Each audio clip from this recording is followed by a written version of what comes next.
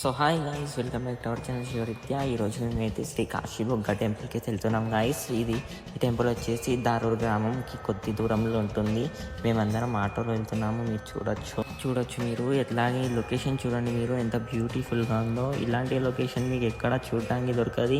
అలాగే ఈ టెంపుల్ వచ్చేసి మన వికారాబాద్ నుంచి కూడా కొద్ది దూరంలో ఉంటుంది, అండ్ దారూర్ నుంచి కూడా కొద్ది దూరంలో ఉంటుంది. మీరు చూడొచ్చు ఇక్కడ. అండ్ ఇది వచ్చేసి మన టెంపుల్ బయట అనమాట. ఇక్కడ పక్కకు వచ్చేసి హాల్ ఉంది, కళ్యాణం కూడా చేసుకోవచ్చు గైస్. ఇది వచ్చేసి టెంపుల్. ఇప్పుడు మేము లోపలికి వెళ్తున్నాము, నేను మీకు చూపిస్తాను ఇక్కడ ప్రత్యేకం ఏంటిదో అని. ఇది వచ్చేసి మన గుండం గైస్. ఈ గుండంలోనే ఒక ప్రత్యేకమైన నంది నోట్లో నుంచి నీళ్లు పడతాయంట. అది మీకు నేను చూపిస్తాను.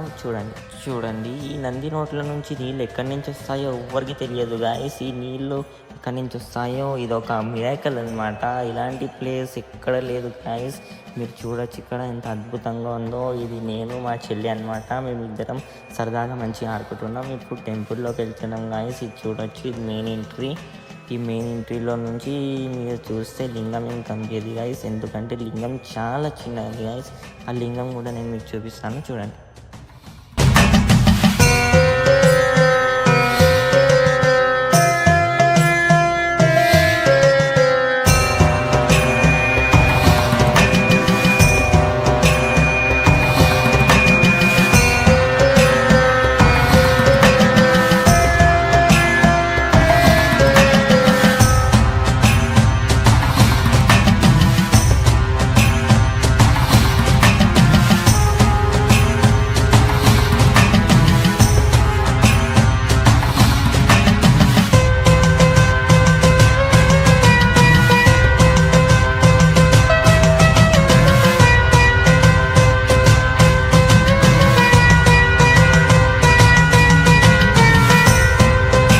అలాగే ఇక్కడ ఇంకొక ప్లేస్ కూడా ఉంది గాయస్. మేము ఇప్పుడు అక్కడికి స్టార్ట్ అయినాము. ఆ ప్లేస్ ఏంటిదో అంటే ఇది కోట్పల్లి ప్రాజెక్ట్ అనమాట. ఈ కోట్పల్లి ప్రాజెక్టు ఈ కాశీబుగ్గ టెంపుల్లో నుంచి ఒక 5 కిలోమీటర్స్ దూరంలోనే ఉంటుంది గాయస్. అది కూడా వచ్చేసి మన దారుల్లోనే ఉంటుంది.